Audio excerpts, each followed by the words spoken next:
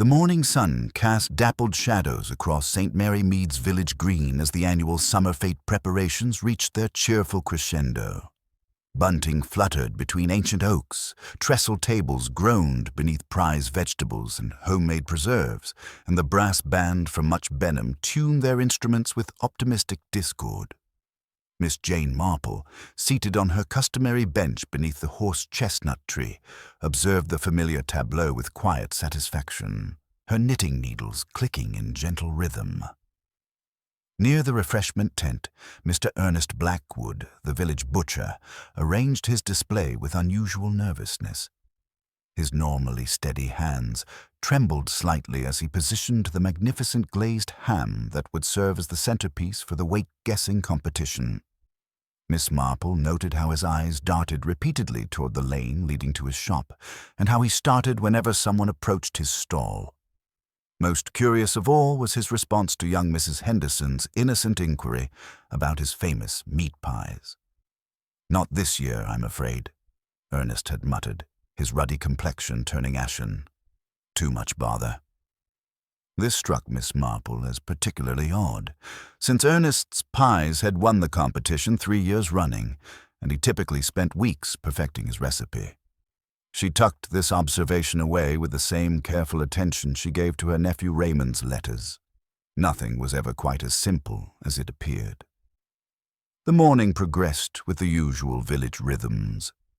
Mrs. Dolly Bantry supervised the flour arranging with military precision, while Councillor Biggs held court near the beer tent, expounding on road improvements to anyone within earshot.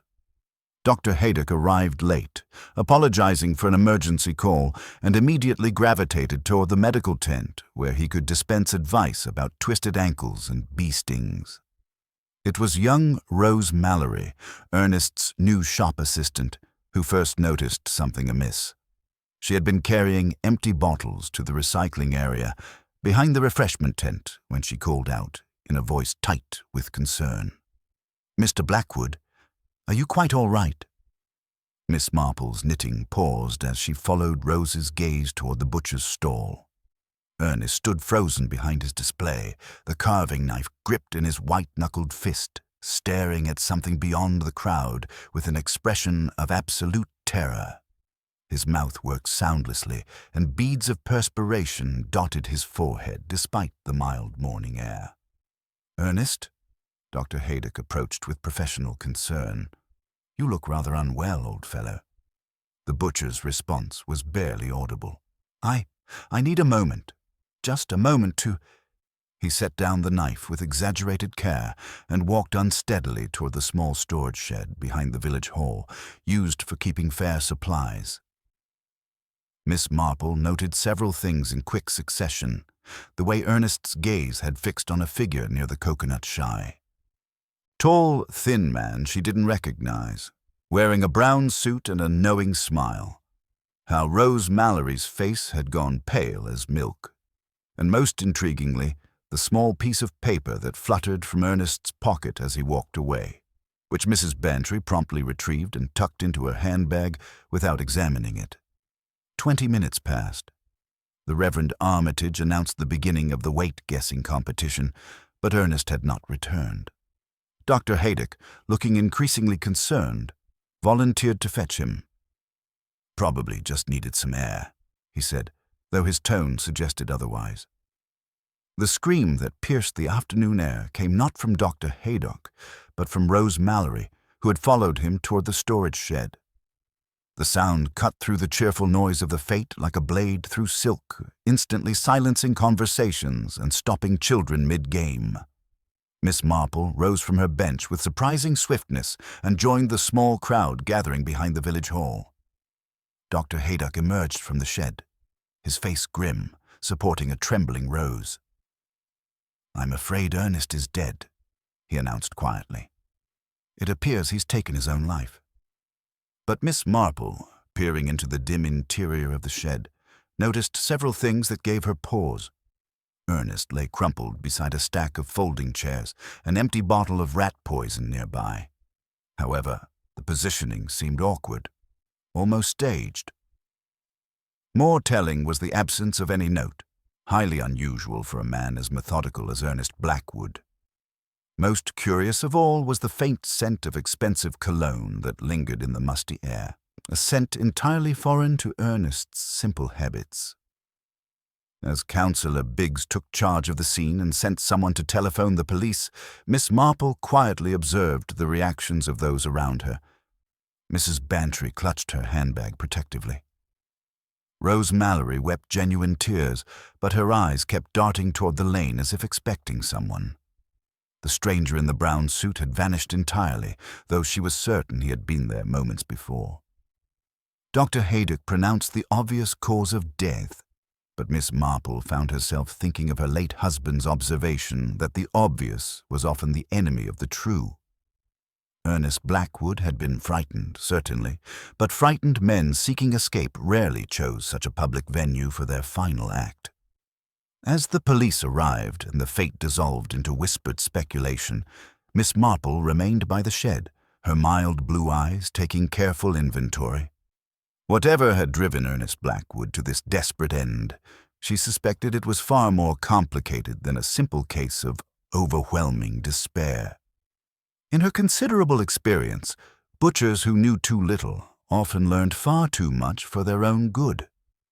The news of Ernest Blackwood's death rippled through St. Mary Mead with the peculiar velocity that accompanies village tragedy, spreading not through deliberate announcement, but through the subtle choreography of raised eyebrows, hastily concluded conversations, and the sort of meaningful silences that speak louder than words.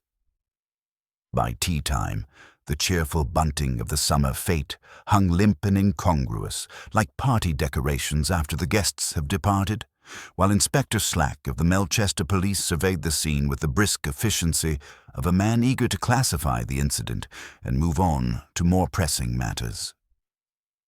"Straightforward case of suicide," Inspector Slack announced to the assembled crowd, emerging from the storage shed with professional satisfaction written across his weathered features. Empty poison bottle in his hand, door latched from inside, no signs of struggle.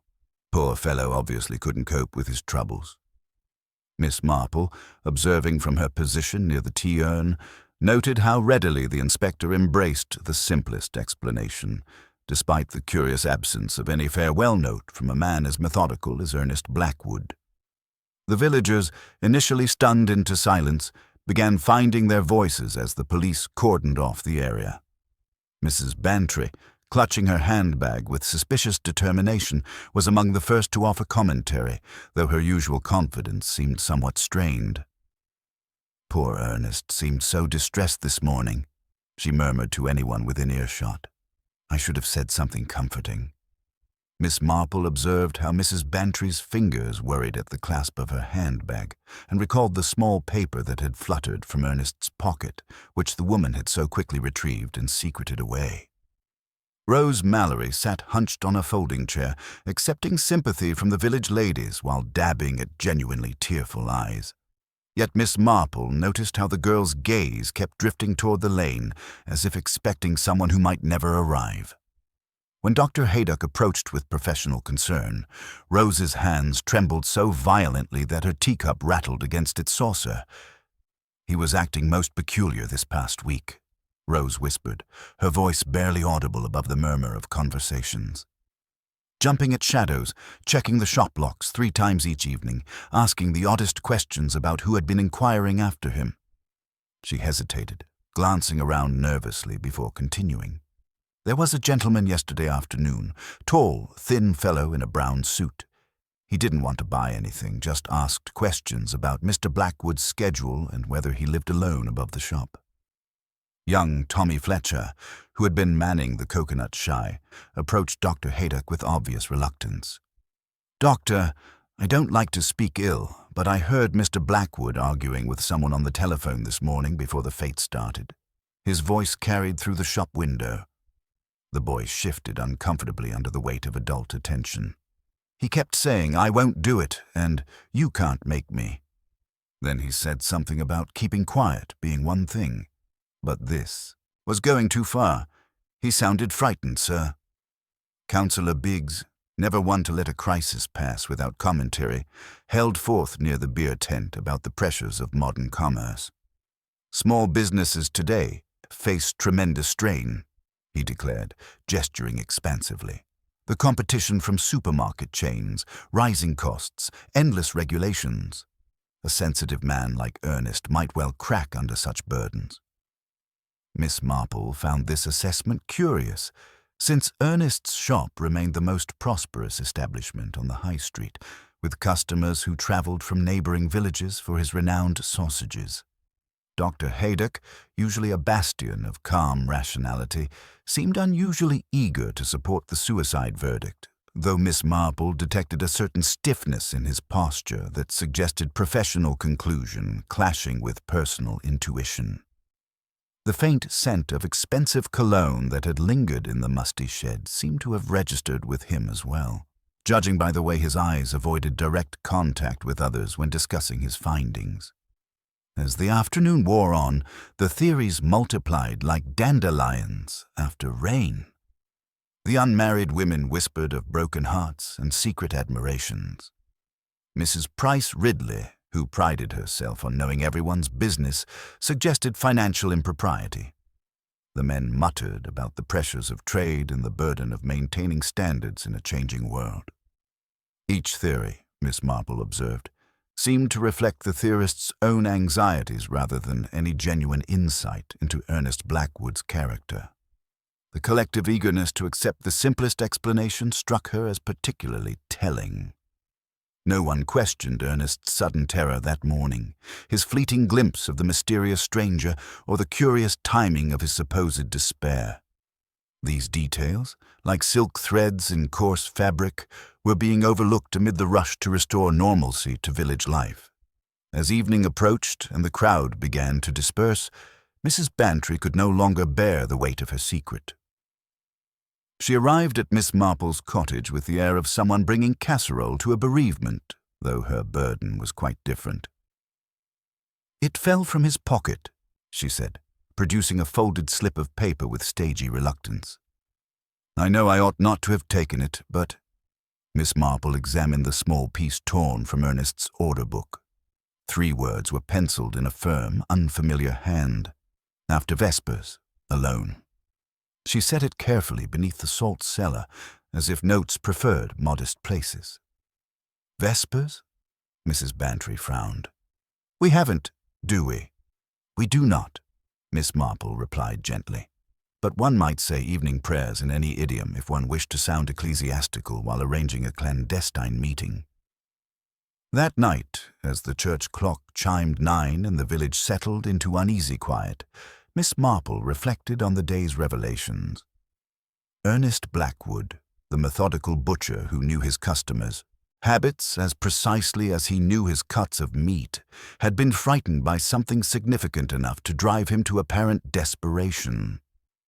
The mysterious stranger, the threatening phone call, the cryptic appointment. These were not the elements of simple suicide, but the components of something far more complex and deliberately concealed. The morning after Ernest Blackwood's death dawned with the peculiar clarity that often follows village tragedy, as if the very air had been scrubbed clean to better reveal what daylight might expose. Miss Marple, having risen early for her customary inspection of the delphiniums, found herself drawn instead to the subtle drama unfolding along the high street, where ordinary routines had acquired the heightened significance of a carefully rehearsed performance. From her front gate, she observed Rose Mallory approaching the butcher's shop with obvious reluctance, her key trembling as she attempted to maintain business during this difficult transition. The girl's movement suggested someone expecting unpleasant surprises, and indeed she emerged within minutes, clutching a manila envelope that she quickly secreted inside her coat before hurrying toward the post office with determined steps. Inspector Slack, true to Miss Marple's expectations, had concluded his inquiries with remarkable efficiency. His pronouncements echoed through the local public house as villagers gathered for morning refreshment and whispered condolences. "Open and shut case, gentlemen," he declared to anyone within earshot. Man was under financial pressure, couldn't cope, took the obvious way out. Happens more often than you'd think in small communities. This assessment struck Miss Marple as particularly curious, since Ernest's shop remained the most prosperous establishment on the high street, his ledgers meticulously maintained and his personal habits notably frugal. The butcher had been a man of routine and quiet pride in his craft, hardly the sort to choose such a public venue for private despair. Her contemplation was interrupted by Mrs. Bantry's arrival, bearing the determined air of someone who had wrestled with conscience through a sleepless night. "Jane, I simply must share what I discovered this morning," she announced, settling herself with obvious relief. "When I returned that wretched note to the police station, I noticed Rose Mallory at the post office, sending a registered package to London with the most extraordinary urgency. When Mr. Clement inquired about insurance for the contents, she became quite flustered and claimed they were merely business documents. The significance was not lost on Miss Marple, who recalled Rose's nervous behavior and the envelope retrieved from Ernest's premises. Whatever the butcher had kept in his shop was clearly important enough to risk immediate dispatch to unknown recipients in the capital, suggesting connections extending far beyond St. Mary Mead's boundaries. Dr. Haydock appeared at the garden gate as they spoke, his usually confident demeanor replaced by obvious discomfort. "Miss Marple, I wonder if I might discuss something rather delicate regarding yesterday's unfortunate events," he began, glancing around to ensure privacy. "The circumstances of Ernest's death present certain medical inconsistencies that trouble me professionally, though Inspector Slack seems satisfied with the obvious conclusions." They walked toward the churchyard, where ancient headstones provided discretion for confidential discussions. The positioning of the body, the absence of typical defensive reactions one expects with voluntary poison consumption, even the particular scent lingering in that shed, Dr. Haydock continued carefully. These details suggest possibilities that extend beyond simple suicide, though proving such suspicions would require evidence the inspector shows no inclination to seek.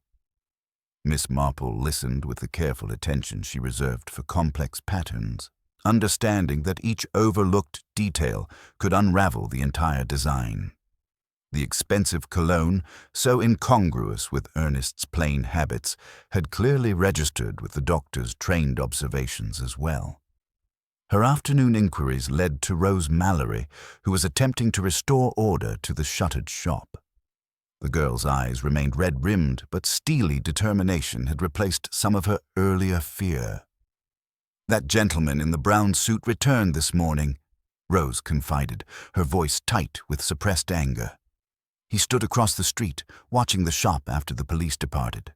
Just stared for several minutes, then walked toward the railway station without a word." This persistent surveillance confirmed Miss Marple's growing suspicions that Ernest's death represented something far more complex than Inspector Slack's tidy conclusion suggested. "Did Mr. Blackwood ever mention anyone he feared?" Miss Marple inquired gently. Rose hesitated before responding. A few weeks ago, he received a delivery after closing hours, a large crate wrapped in brown paper, smelling faintly of camphor. He insisted on carrying it upstairs himself, forbidding my assistance. When I asked about it the next morning, he became quite agitated and said some things were better left undisturbed. As evening approached, Miss Marple encountered the usual gathering of village opinion at the post office, where theories multiplied like dandelions after rain. Mrs. Price Ridley had seized upon the rivalry between Ernest and Reginald Finch, the butcher from Little Ambrose, declaring it perfectly obvious that professional jealousy had driven Ernest to despair. Councillor Biggs expounded on the pressures of modern commerce, while others whispered of hidden debts and secret admirations. Each theory, Miss Marple observed, seemed to reflect the theorist's own anxieties rather than genuine insight into Ernest Blackwood's character. The collective eagerness to accept simple explanations struck her as particularly telling, as if the village itself was complicit in avoiding uncomfortable truths. Returning to her cottage as the church bells chimed vespers, Miss Marple reflected on the day's accumulating evidence. Ernest had been frightened by something substantial enough to alter his careful routines, yet methodical enough to arrange his affairs before whatever appointment that cryptic note had arranged. The mysterious stranger, the urgent package dispatched to London, Dr. Haydock's medical concerns.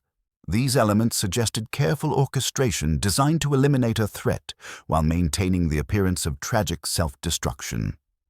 The truth, she realized, lay not in obvious explanations that satisfied hasty conclusions, but in the subtle patterns of human behavior that revealed themselves to those patient enough to observe and wise enough to understand the complex motive. The morning brought Inspector Slack to St. Mary Mead with the triumphant air of a man whose professional instincts had been vindicated, his investigation complete, and his conclusions unassailable. He established himself at the Lamb and Flag like a general reviewing conquered territory, regaling the assembled villagers with his swift resolution of what might have become a troublesome mystery.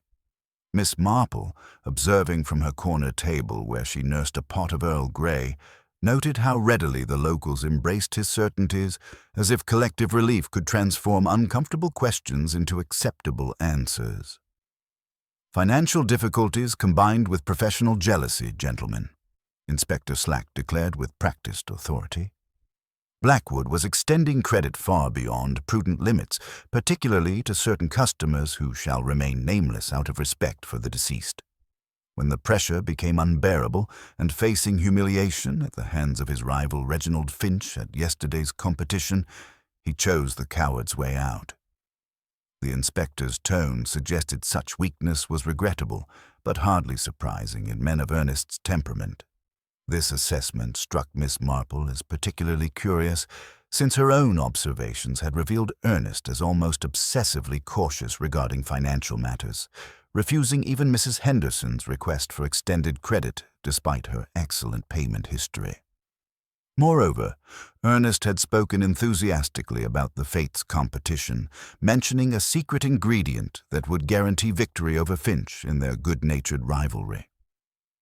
Young Tommy Fletcher, emboldened by official attention, ventured to mention the telephone argument he had overheard.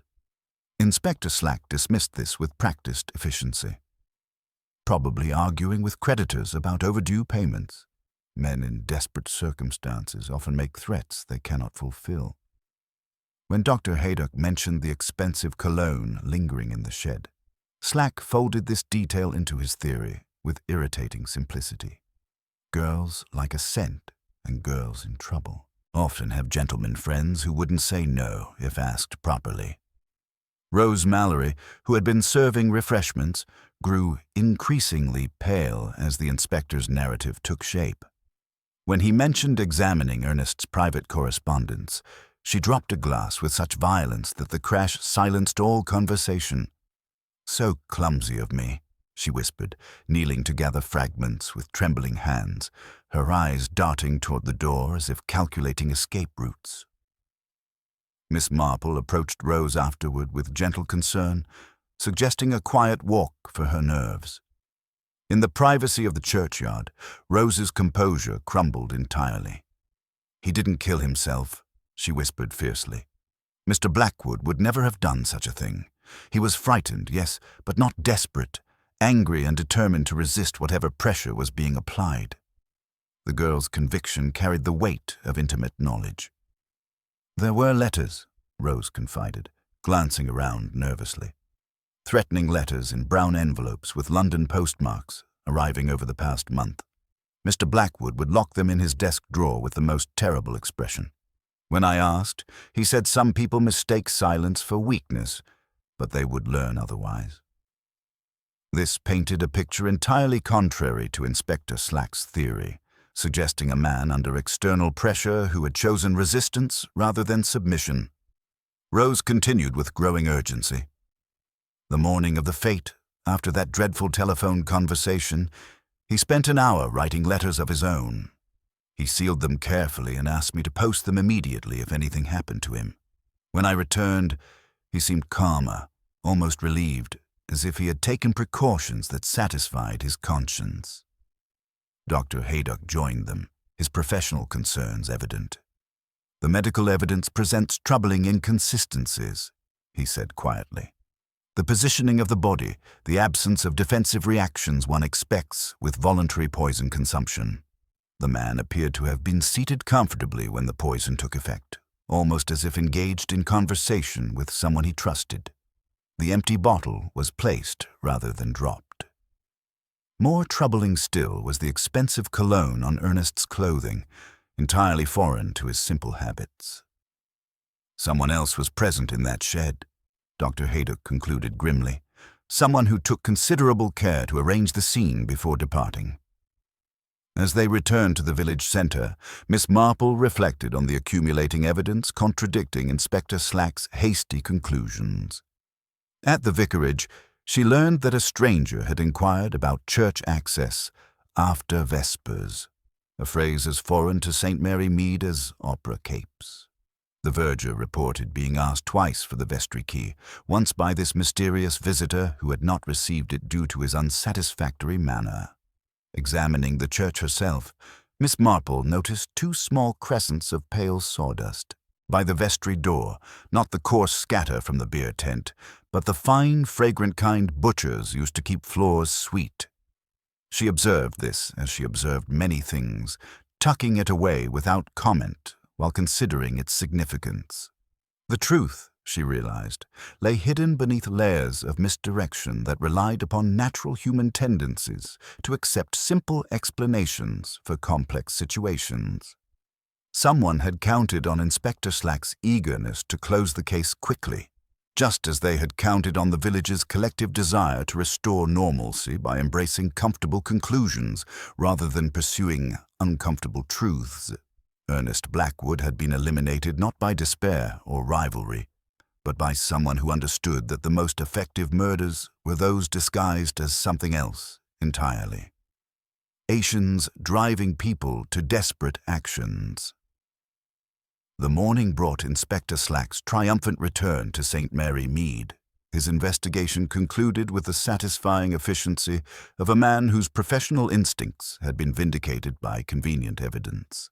He established himself at the Lamb and Flag with the air of a general reviewing conquered territory, regaling assembled villagers with his swift resolutions of what might have become a troublesome mystery.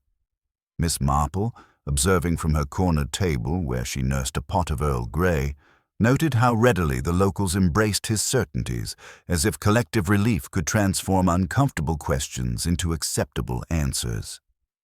Clear case of financial pressure combined with professional rivalry, Inspector Slack declared with practiced authority, his voice carrying the weight of official conclusion. Blackwood was extending credit far beyond prudent limits, facing humiliation at yesterday's competition from his rival Finch. When the burden became unbearable, he chose the coward's way out. The inspector's tone suggested such weakness was regrettable but hardly surprising in men of Ernest's temperament, though Miss Marple recalled the butcher's obsessive caution regarding financial matters and his enthusiastic anticipation of defeating Finch with a secret ingredient. Young Tommy Fletcher, emboldened by official attention, ventured to mention the threatening telephone conversation he had overheard. Inspector Slack dismissed this with practiced efficiency. Probably creditors demanding payment. Men in desperate circumstances often make threats they cannot fulfill. When Dr. Haydock mentioned the expensive cologne lingering in the shed, Slack absorbed this detail into his theory with irritating simplicity. Girls attract gentlemen callers, and desperate girls often have accommodating friends. Rose Mallory, who had been serving refreshments with increasingly pale composure, dropped her tray with such violence that the crash silenced all conversation. "So clumsy of me," she whispered, kneeling to gather fragments with trembling hands, her eyes darting toward the door as if calculating escape. "Roots."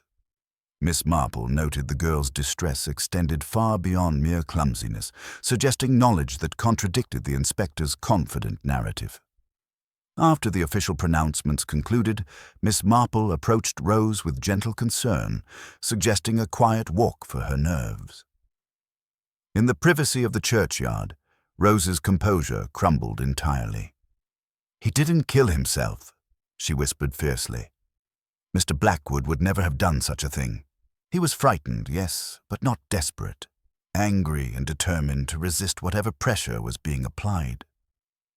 The girl's conviction carried the weight of intimate knowledge, painting a picture entirely contrary to Inspector Slack's theory.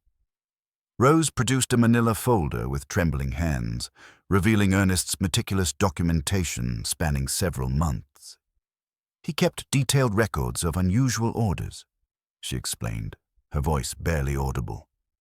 "Customers requesting special cuts, specific delivery arrangements, elaborate packaging requiring discretion. Some entries make no sense for ordinary butchery work."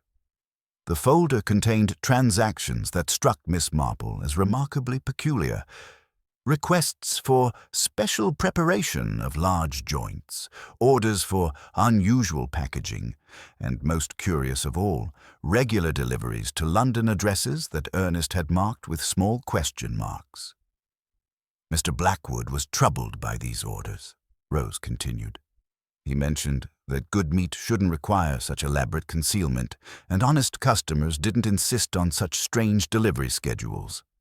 When I pressed him, he said some people used legitimate businesses for illegitimate purposes, but a man had to eat, even if his customers left him with uncomfortable questions." The pattern emerging from Ernest's careful records suggested systematic exploitation of his shop for purposes extending far beyond ordinary commerce. Dr. Haydock joined them, his professional discretion warring with obvious concern. "I've been reconsidering the medical evidence," he said quietly.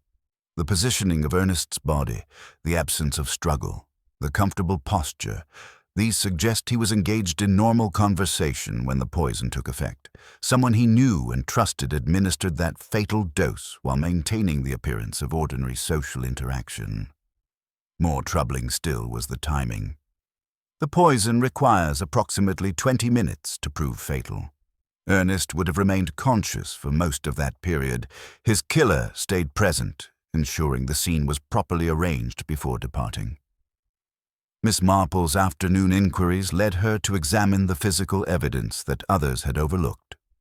Near the church vestry, she discovered fine sawdust of the type butchers used, fragrant and pale, quite different from the coarse wood shavings scattered elsewhere. At Ernest's shop, she noted the brass bell still carried a faint scent of camphor, more refined than mothballs and reminiscent of sachets used in millinery work. Most intriguingly, the string securing the outer latch had been tied with a sailor's hitch, a knot seldom seen inland yet familiar to those who had worked with ropes and rigging. When she mentioned these observations to Rose, the girl's face flushed with recognition. "I was a seamstress in London before coming here," Rose admitted quietly, "at Madame Lefebvre's in Hanover Street, doing alterations for the better sort. There's camphor everywhere in such places, for preserving furs and delicate fabrics. Mr. Blackwood said it meant I had neat hands. He appreciated neatness in all things." A visit to Little Ambrose revealed Reginald Finch as Inspector Slack's preferred alternative suspect, should Rose prove uncooperative. Finch proved gratifyingly himself. Broad of shoulder, narrow of imagination, and supremely confident in his innocence. Blackwood, tragic of course, he boomed while scrubbing his cutting block. But too sensitive for trade. A butcher must have gristle in him, eh? His sawdust was coarse and woody, smelling of damp barns rather than Ernest's fine, sweet variety. When Miss Marple mentioned a tall gentleman in a brown suit, Finch's flicker of envy, rather than recognition, told her he disliked being excluded from any tale featuring mysterious gentlemen. As evening approached, the accumulating evidence painted a picture entirely contrary to Inspector Slack's hasty conclusions. Ernest Blackwood had been coerced into providing services that troubled his conscience, eventually reaching a point where continued cooperation became impossible. His resistance had triggered a carefully planned elimination, disguised as suicide, executed by someone who understood village routines and counted on official eagerness to accept simple explanations for complex crimes. The expensive cologne, the professional knots, the suspicious business records. These details suggested criminals operating with considerable resources and ruthless efficiency, who had fatally underestimated both Ernest's moral courage and Miss Marple's observational skills. The morning after Inspector Slack's departure brought an unsettling quiet to St. Mary Mead, the sort of artificial calm that settles over a village when official conclusions have been reached, but private doubts persist like smoke in closed rooms. Miss Marple, tending her roses with particular attention to the climbers that required careful support, observed how quickly her neighbors had embraced the inspector's tidy resolution, as if collective acceptance could transform uncomfortable questions into settled history. Yet beneath this determined normalcy, she detected the subtle signs of continuing unease, conversations that ceased when she approached, glances that avoided direct contact, and most tellingly, Rose Mallory's increasingly desperate attempts to maintain ordinary routines while clearly expecting some terrible interruption. Dr. Haydock appeared at her garden gate shortly after luncheon, his professional composure strained by what appeared to be a sleepless night of wrestling with conscience. "Miss Marple, I must share something that Ernest confided to me several weeks before his death," he began, settling heavily into her parlor chair with obvious relief at finding sanctuary. He was being blackmailed. Someone had discovered an indiscretion from his youth. Nothing criminal, merely a youthful mistake that would have destroyed his reputation in a community where moral character matters more than financial success. The doctor's revelation cast Ernest's recent behavior in an entirely different light, explaining his nervousness, his careful documentation, and his final telephone conversation declaring that keeping quiet was one thing, but certain demands went too far.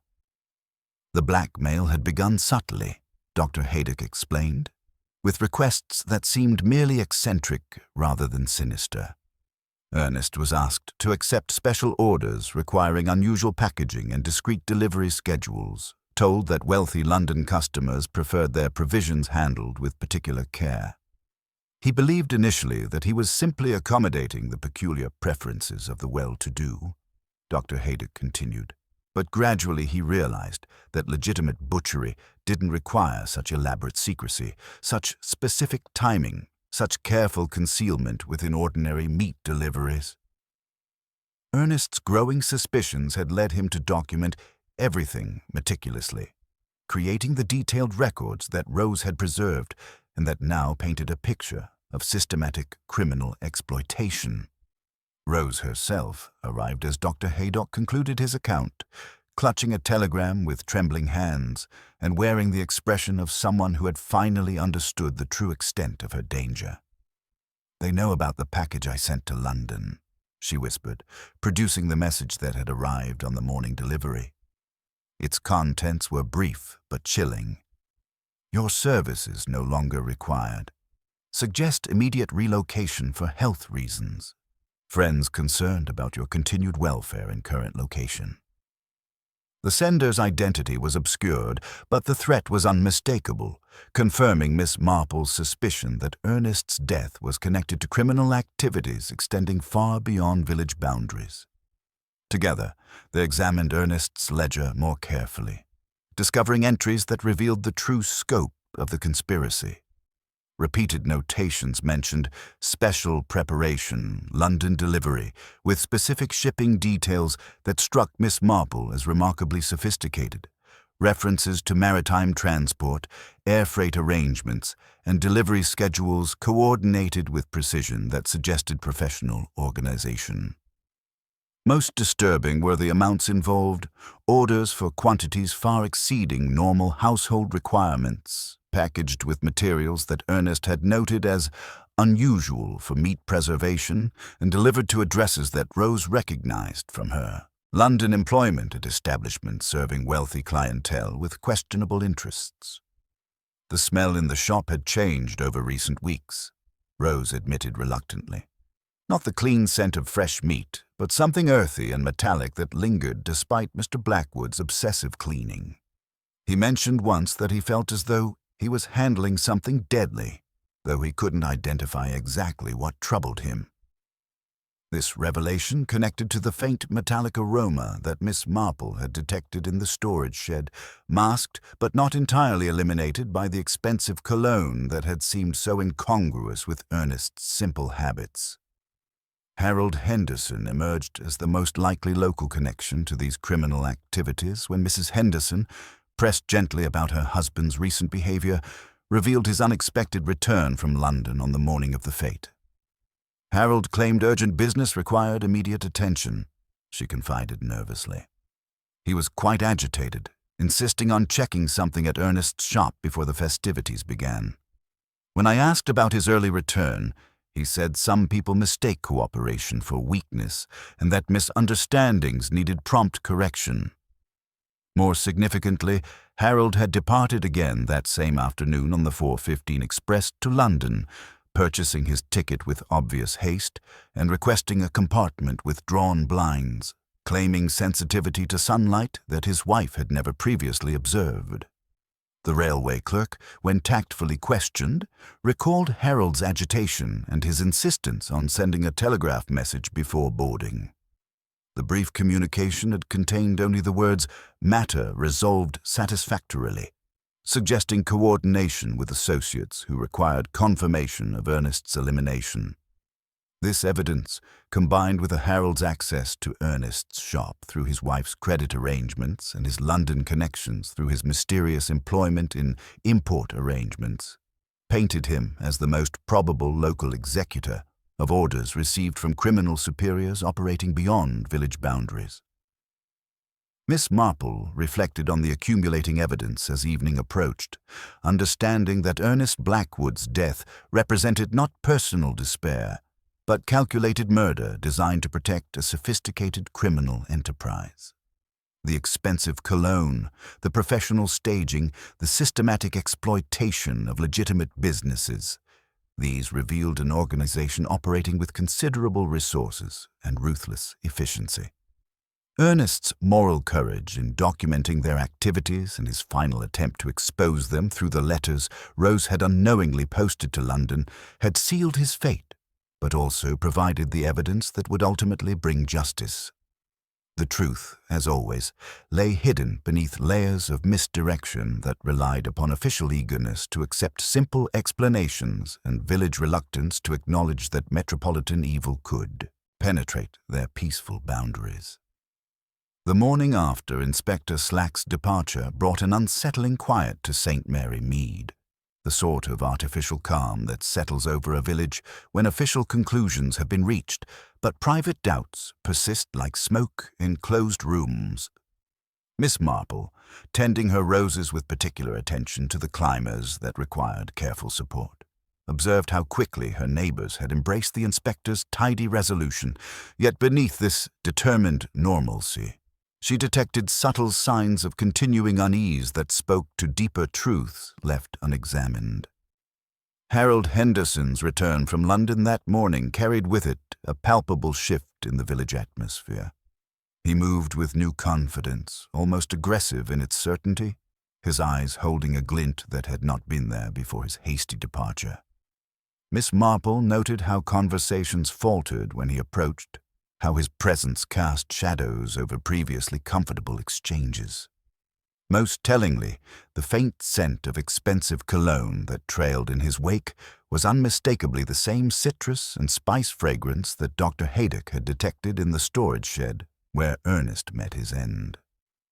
Dr. Haydock sought Miss Marple out shortly after luncheon, his professional composure strained by revelations that challenged his comfortable assumptions about village life. "I've been reconsidering the particulars of Ernest's death," he began, settling heavily into her parlor chair. "The poison was a sophisticated compound, requiring specific knowledge to administer effectively. Ernest would have detected its metallic taste immediately upon voluntary consumption, yet his body showed no signs of resistance or struggle. The positioning suggests he was engaged in normal conversation when the fatal dose took effect, trusting his companion completely." More disturbing still was the doctor's analysis of the crime scene evidence. The metallic scent lingering in the shed wasn't from tools, as I initially assumed, but residual traces of the poison itself, likely transferred from the killer's hands or clothing. The expensive cologne was used to mask this telltale odor, but not entirely successfully. This professional assessment confirmed Miss Marple's growing suspicion that Ernest's death had been executed with careful premeditation by someone with both chemical knowledge and access to sophisticated materials. Rose Mallory arrived as Dr. Haydock concluded his account, her usual composure replaced by barely controlled terror. "They came to the shop last night," she whispered, clutching Miss Marple's arm with trembling fingers. "Two men with keys that shouldn't exist, searching through everything with military precision.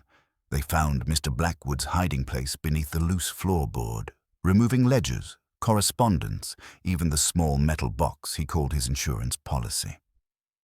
The systematic thoroughness of this search revealed criminals operating with professional resources, determined to eliminate any evidence that might expose their activities. Despite their efficiency, the intruders had overlooked one crucial item. Rose produced a small leather journal from her coat pocket, her hands shaking as she explained its significance. Mr. Blackwood kept this separate from his business records, hidden in his private quarters. He called it his conscience book.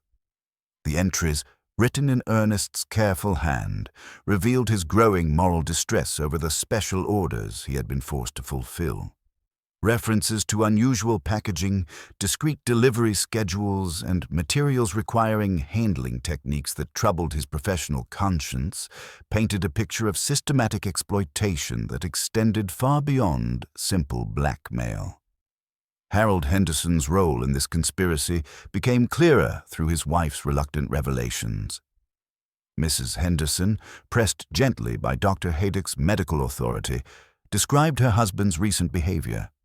Mysterious telephone calls at unusual hours, an obsessively guarded leather attaché case, and frequent trips to London on dates that corresponded precisely with Ernest's special deliveries. He claimed they concerned import schedules requiring coordination with overseas suppliers. She confided nervously, but his agitation suggested matters far more serious than legitimate commerce.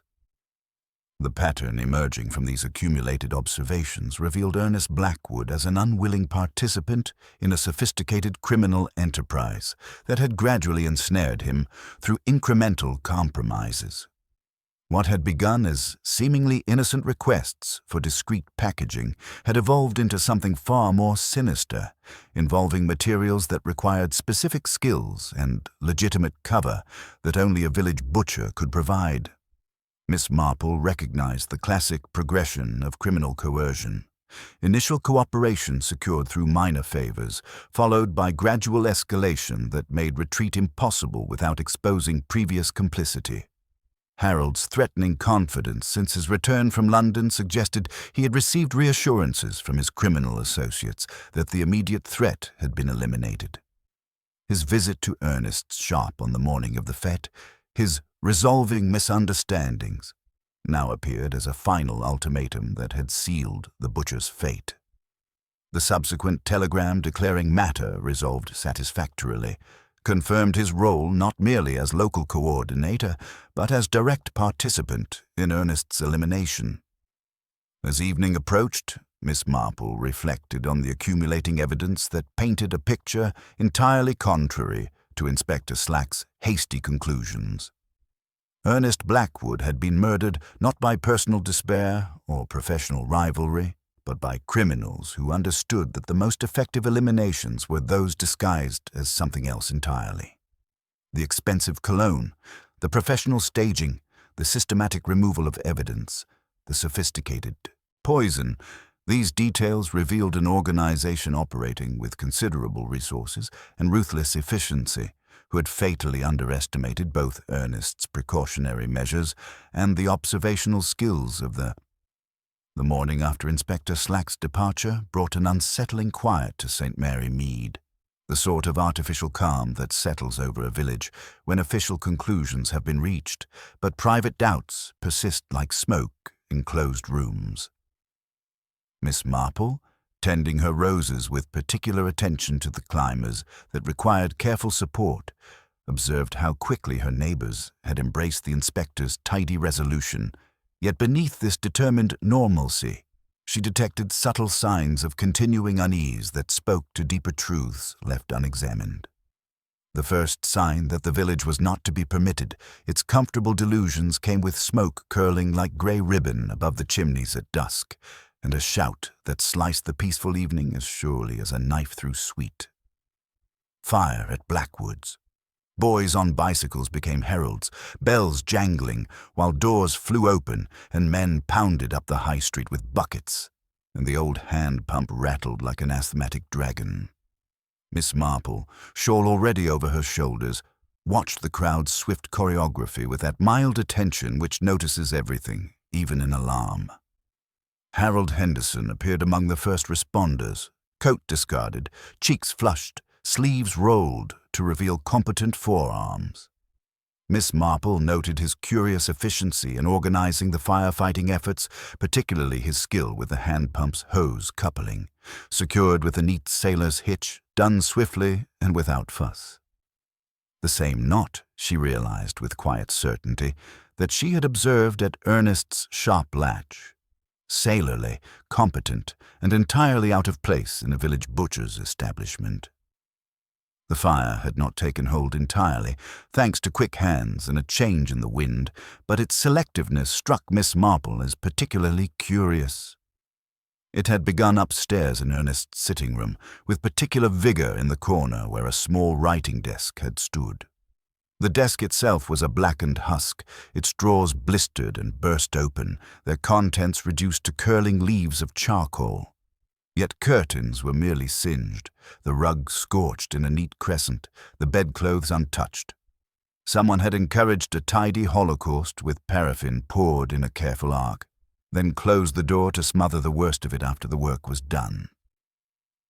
Rose Mallory emerged from the smoke-filled shop, coughing and pale, supported by Dr. Haydock's steady arm. In the confusion, she managed to whisper urgently to Miss Marple about items she had rescued before the intruders could return. Among these was a small metal key that Ernest had kept separate from his business keys, wrapped in cloth and hidden beneath loose floorboards. He said it opened something that would protect him if matters became desperate, Rose explained, her voice barely audible above the commotion. His insurance policy, he called it. The key bore the distinctive markings of a London banking institution, suggesting Ernest had secured copies of his documentation beyond local reach. Miss Marple examined it carefully, understanding that whatever evidence Ernest had preserved might be their only hope of exposing the conspiracy that had claimed his life. As the crowd dispersed and wet footprints faded from the cobblestones, Miss Marple found herself positioned near Harold Henderson, who was accepting congratulations for his leadership during the emergency. The expensive cologne that had lingered in the storage shed clung to him now, unmistakable in the evening air. More telling still were his cuffs, damp and faintly darkened at the edges, as if briefly singed and then pressed against clean water. "Such quick thinking with that hose coupling, Mr. Henderson," Miss Marple observed mildly, her knitting needles clicking in gentle rhythm. "You have quite a way with ropes." Ernest always admired such practical skills. He mentioned once how important proper knots were for securing deliveries, especially the more delicate items that required special handling. Harold's confident smile faltered almost imperceptibly. "Just common sense, Miss Marple. Any man learns such things." But his eyes had sharpened, and she noted how his gaze darted toward the damaged shop before returning to her face. "Indeed," she continued conversationally. "Ernest was so particular about his special orders. He once mentioned the unusual packing materials some required. Camphor, for instance. Quite distinctive, that scent.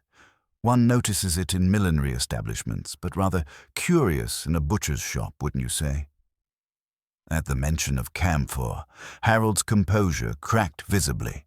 His hand went instinctively to his collar, and the metallic undertone that Rose had described seemed to compete with his expensive cologne. "Camphor. In a butcher's shop." Ridiculous notion, Miss Marple. Ernest must have been confused about something. His voice carried a strain that hadn't been there moments before. Perhaps, Miss Marple agreed gently, though he seemed quite certain about the timing requirements for such deliveries. Something about coordination with tides rather than trains, if I recall correctly. He found it all rather troubling toward the end. Harold Henderson's face had gone pale beneath his ruddy complexion. He cleared his throat roughly, his confident bearing replaced by obvious agitation. "I'm afraid I wouldn't know about any of that, Miss Marple. My London business is entirely legitimate. Import arrangements. Nothing more." But his eyes avoided hers now, and his hands trembled slightly as he adjusted his coat. The psychological test was complete. Harold's reactions, the visible flinch at mention of camphor, his nervous deflection regarding rope work, his desperate insistence on legitimate business, confirmed what Missy Marple had begun to suspect. He was not merely aware of Ernest's coerced participation in criminal activities. He was the local executor of orders from criminal superiors, the man who had administered that fatal dose while maintaining the appearance of ordinary conversation. As Harold made his hasty retreat from the scene, Miss Marple reflected on the evening's revelations. The systematic destruction of evidence, the professional staging of Ernest's death, the sophisticated criminal organization that had exploited village trust, all pointed toward a conspiracy that extended far beyond St. Mary Mead's boundaries. But Ernest Blackwood's methodical nature and moral courage had provided them with the key to exposing the truth, quite literally in the form of that small metal key, now safely in Rose's possession. The final confrontation was approaching, and Miss Marple understood that time was critical. The criminals had eliminated Ernest when his conscience made continued cooperation impossible, and they would not hesitate to eliminate Rose if they discovered she possessed evidence of their activities. Whatever Ernest had preserved in that London safety deposit box might be their only hope of bringing justice to a man whose only crime had been possessing too much integrity for criminal compromise. Oaths who refused to accept convenient explanations for inconvenient truth. The morning after the fire brought a peculiar stillness to St. Mary Mead, as if the village itself was holding its breath while deciding what version of recent events it preferred to believe. Miss Marple, tending her early roses with particular attention to the climbers that required delicate support, observed Harold Henderson's transformation from confident village authority to a man whose every gesture betrayed barely controlled desperation. He moved through the high street with aggressive purpose, offering unsolicited advice about fire damage and insurance claims. His expensive cologne now mingled with the faint, metallic scent that seemed to follow him like an unwelcome shadow. The theft at the post office had shaken the community's comfortable assumptions about village safety, though Inspector Slack dismissed it as opportunistic vandalism unrelated to Ernest's suicide. Miss Marple found this explanation particularly curious, since the intruders had ignored stamps, cash, and even the locked safe, taking only the ledger of registered post that contained carbon copies of all recent mailings. Such selectivity suggested criminals seeking specific information rather than random thieves pursuing immediate profit, confirming her suspicion that Rose's package to London had triggered this desperate search for evidence. Rose herself had taken refuge at the vicarage, claiming her nerves required spiritual comfort, though Miss Marple understood more practical considerations motivated this strategic retreat. The girl possessed Ernest's carefully hidden key, and those responsible for the butcher's death would undoubtedly attempt to eliminate this final threat to their security. Dr. Haydock, grasping the gravity of the situation, had arranged discreet protection while maintaining the appearance of ordinary pastoral care, understanding that Rose's survival depended upon keeping her value as a witness secret from those who had already demonstrated their willingness to kill. The breakthrough came through Mrs. Bantry's unexpected discovery in her garden shed, where she had been searching for flower pots and instead found a leather portfolio concealed beneath old sacking. The documents within painted a chilling picture of criminal organization extending far beyond village boundaries. Shipping manifests for unusual cargoes, correspondence with London associates using coded language, and most damning of all, detailed records of payments made to Ernest Blackwood for services bearing no resemblance to legitimate butchery work.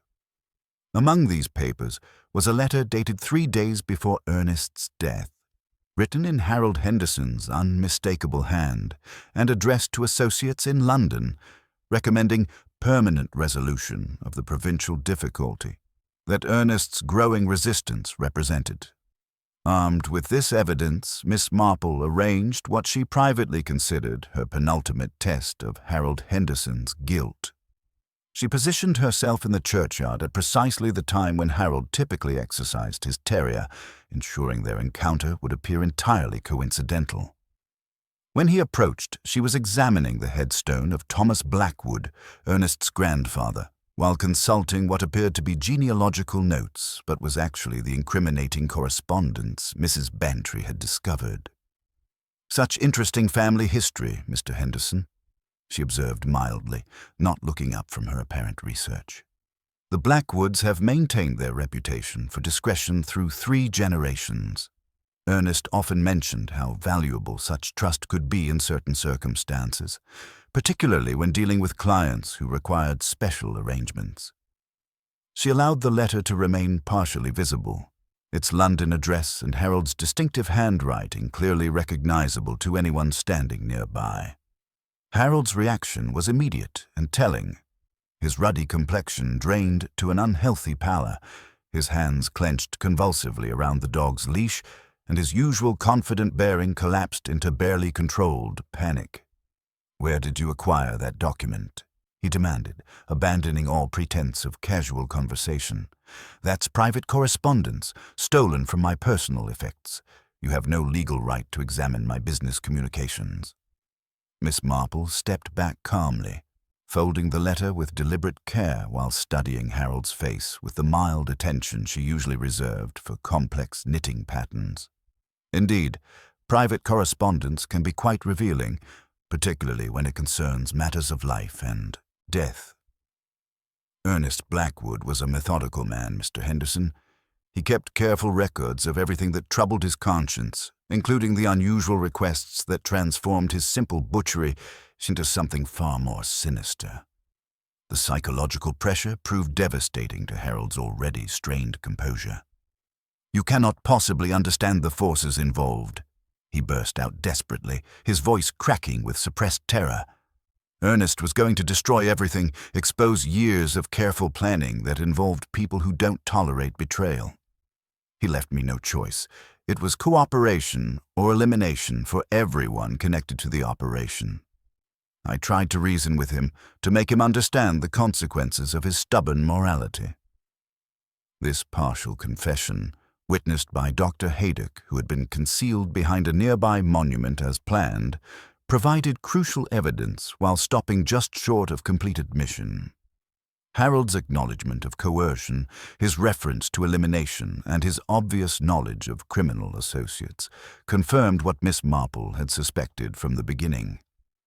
Ernest Blackwood had been murdered not by personal despair or professional rivalry, but by organized criminals who understood that the most effective eliminations were those disguised as suicide.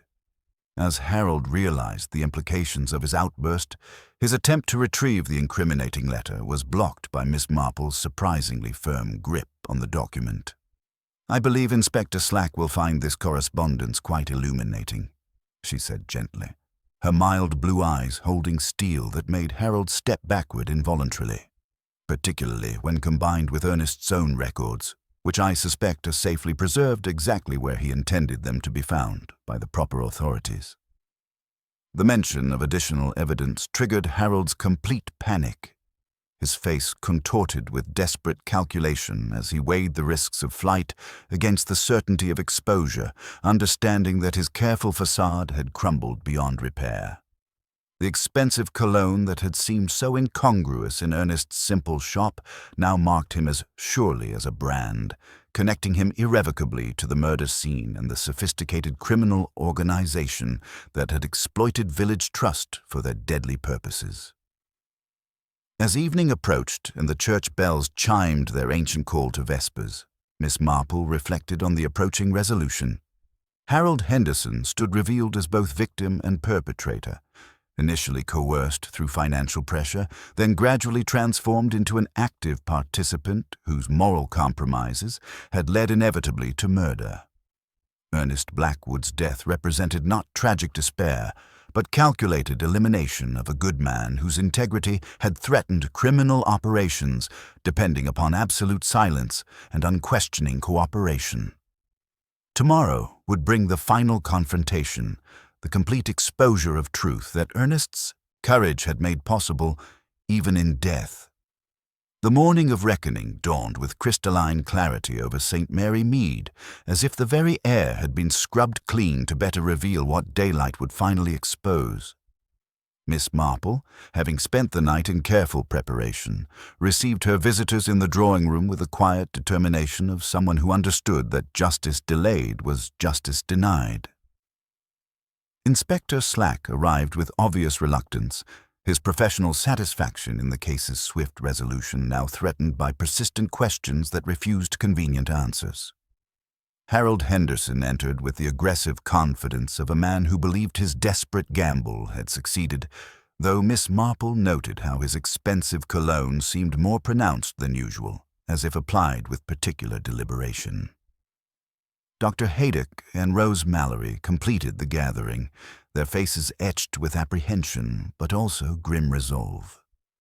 Mrs. Bantry clutched the leather portfolio containing Harold's incriminating correspondence, her usual social confidence replaced by the gravity of what these documents revealed about their trusted neighbor's true nature.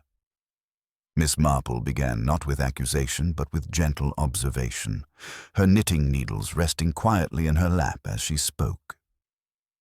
Ernest Blackwood was a methodical man, Inspector Slack.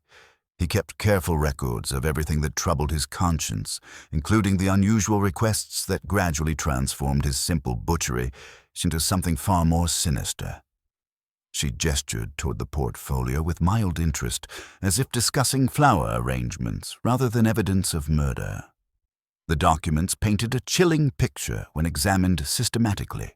Shipping manifests for unusual cargoes, correspondence with London associates using barely coded language, and most damning of all, Harold's own letter recommending permanent resolution of the provincial difficulty that Ernest's growing resistance represented. Miss Marple held up each item with the same careful attention she gave to complex knitting patterns, allowing their significance to register before continuing. The physical evidence tells an equally compelling story, she continued conversationally. Dr. Haydock noted the expensive cologne lingering in the storage shed, quite incongruous with Ernest's simple habits. The same citrus and spice fragrance that accompanies Mr. Henderson daily. Harold's ruddy complexion began to pale as she spoke, his confident bearing wavering slightly. Rose provided crucial testimony about Harold's threatening visit on the morning of the fete, describing his insistence that Ernest abandon his moral objections to the special orders. He said stubborn men often met unfortunate accidents in small villages where everyone minded their own business, she recounted with quiet courage, her voice steady despite obvious fear. Miss Marple produced the small metal key that Ernest had hidden so carefully. This opens a safety deposit box at Barclays Bank in London, where Ernest preserved copies of all his documentation.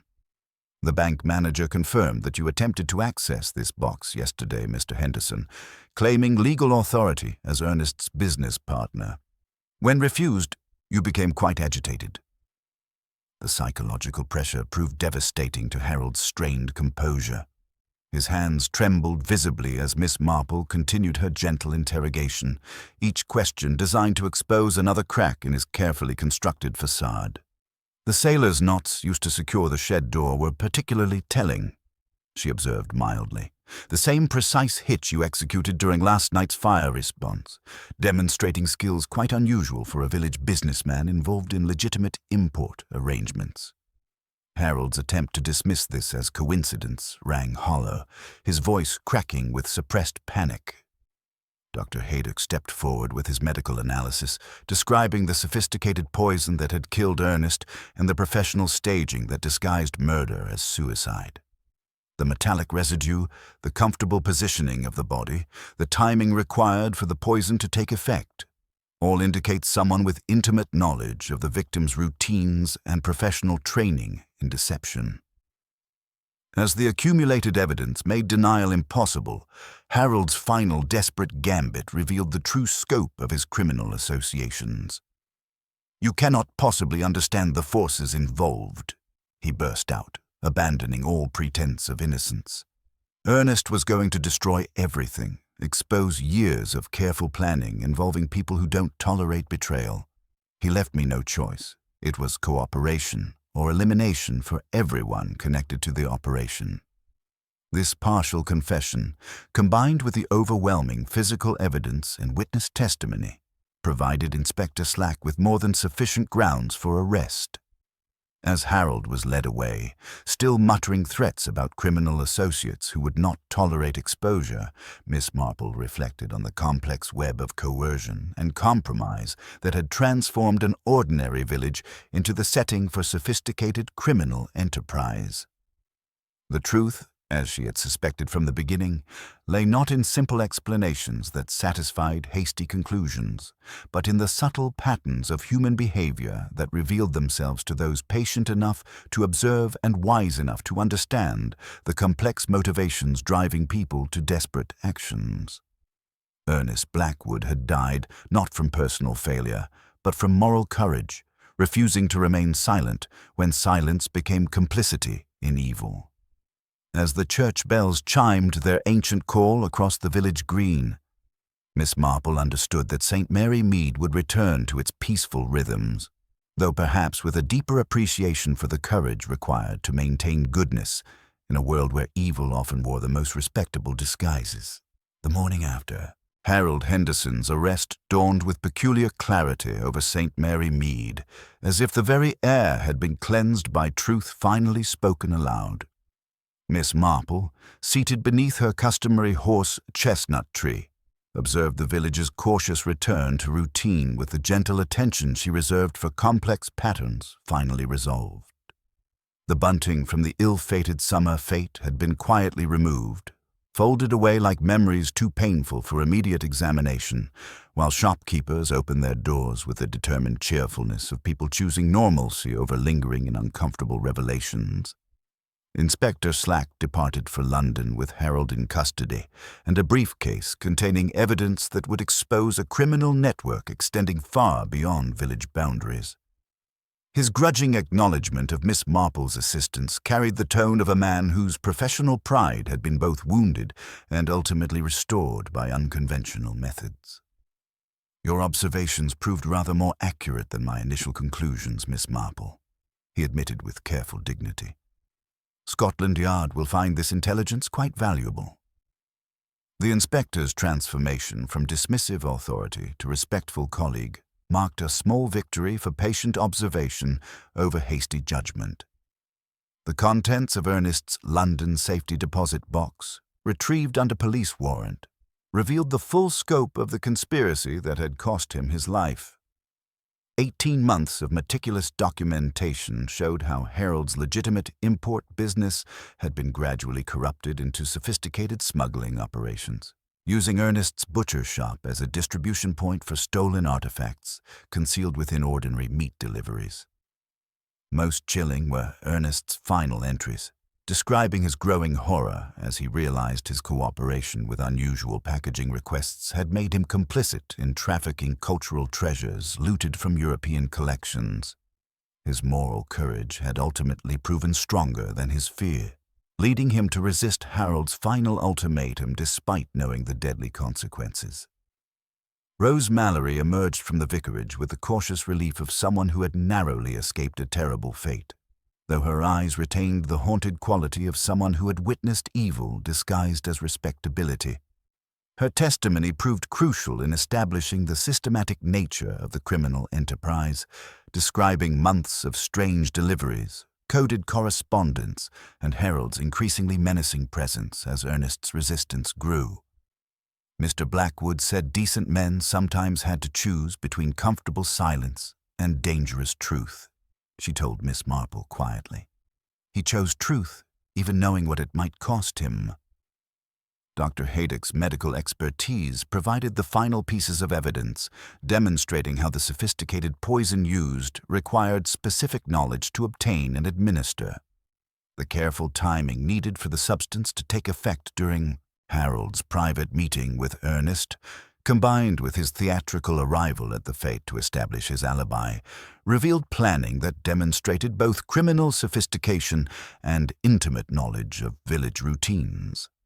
The positioning of the body, the absence of struggle, the comfortable posture, Dr. Haydock explained to the assembled investigators, all indicate Ernest was engaged in normal conversation with someone he trusted when the poison took effect.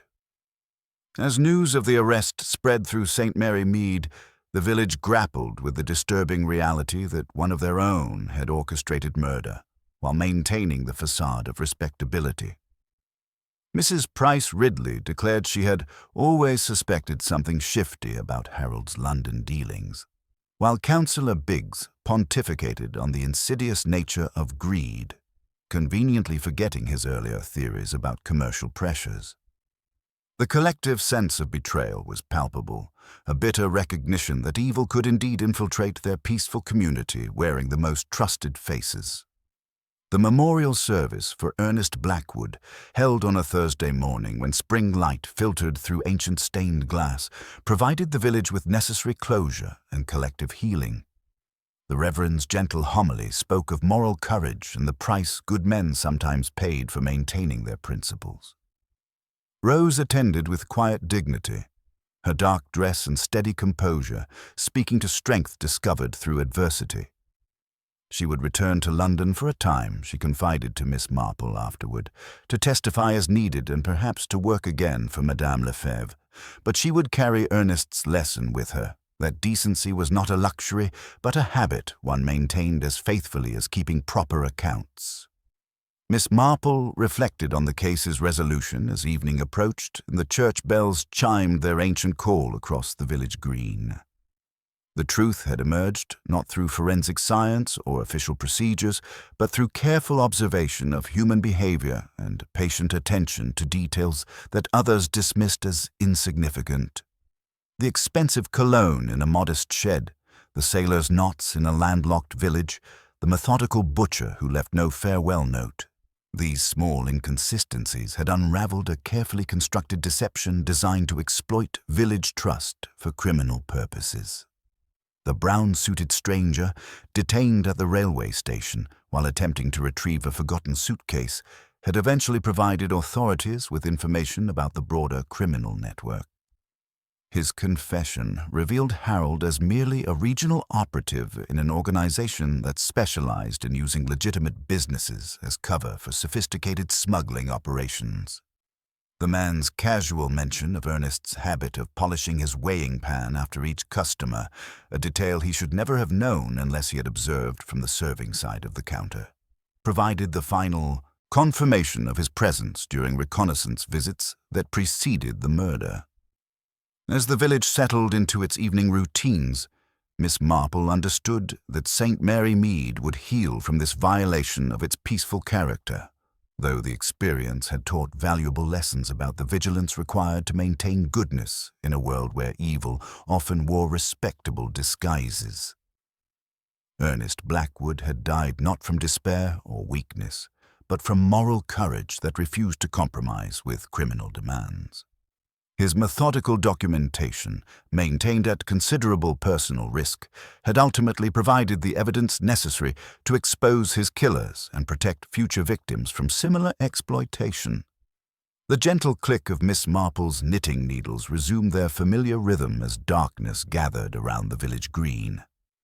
Harold Henderson's transformation from trusted neighbor to calculating murderer served as a sobering reminder that the capacity for both good and evil resided within every human heart.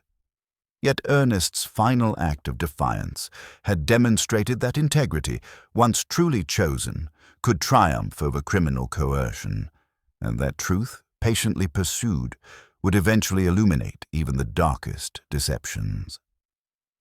In the end, justice had been served not through dramatic confrontations, but through the quiet persistence of those who understood that small observations, carefully assembled, could restore the moral order that criminal arrogance had temporarily disrupted.